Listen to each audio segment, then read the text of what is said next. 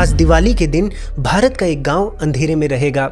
आप दिए जलाएंगे, पटाखे फोड़ेंगे, लेकिन पिछले 200 सालों से इस गांव ने दिवाली के दिन एक भी दिया नहीं जलाया है, जबकि इस गांव में ब्राह्मण रहते हैं। आपको ये बात जानकर हैरानी होगी कि इसी गांव में श्री रामानुजाचार्य जी ने विशिष्ट अद्वैत की फिलॉसफी को डेवलप किया था और उसके साथ साथ मंदिरों का निर्माण करवाकर त्योहारों को प्रारंभ भी किया था। लेकिन एक दिन दिवाली की रात को इस मेलुकोटे गाँव को उजाड़ दिया गया। 700 से भी ज्यादा लोगों को मौत के घाट उतारा गया और ये किया था इतिहासकारों के चहेते टीपू सुल्तान ने, जिसे मैसूर का टाइगर कहा जाता है। कुछ इतिहासकार टीपू सुल्तान को first freedom fighter of India कहते हैं तो कुछ नेपोलियन ऑफ इंडिया कहते हैं, लेकिन ये नहीं बताते कि इसी टीपू सुल्तान ने कर्नाटका और केरल के कई इलाकों में कन्वर्जन्स किए, हिंदू मंदिरों को तोड़े और गांव के गांव को उजाड़ दिए। बात 1790 की है। इस गांव में टीपू सुल्तान की सेना घुसती है, उस मंदिर को चारों ओर से घेर लेती है जहां पर दिवाली की पूजा चल रही थी, और फिर सैनिक मंदिर में घुसते हैं, लोगों को मौत के घाट उतारते हैं। जहां पर मंत्र गूंज रहे थे वहां पर चीखें गूंजने लगती हैं। असल में ये कहानी शुरू होती है 1761 में,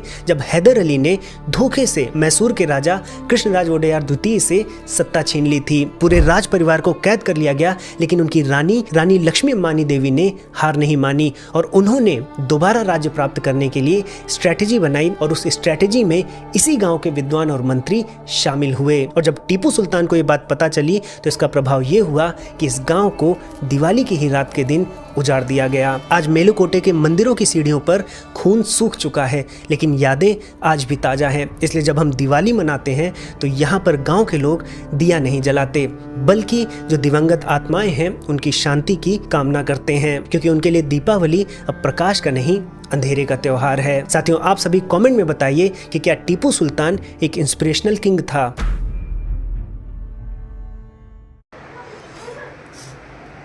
यह सब जानकर टीपू सुल्तान के प्रति घृणा चरम पर पहुंच गई।